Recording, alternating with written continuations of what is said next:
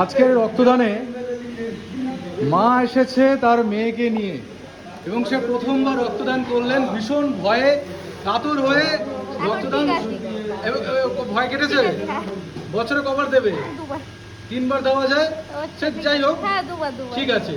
তো ভয় কেটে গেল তো? যারা যারা রক্তদান করতে চায় না তাদের অনুপ্রাণিত করবে? একদম একদম, কোনো কিছু লাগে না, সমস্যা হয় না, কোনো সমস্যা হয় না। আর এখানে ওনার মা মানে কাকিমা মেয়েকে সাহস জুগিয়েছে যে রক্ত দিবি চ। উনি নিজে দিতে পারছেন না, তাদের কোনো অসুবিধা নেই শারীরিক সমস্যার জন্য, কিন্তু মেয়েকে নিয়ে অনুপ্রাণিত করেছে।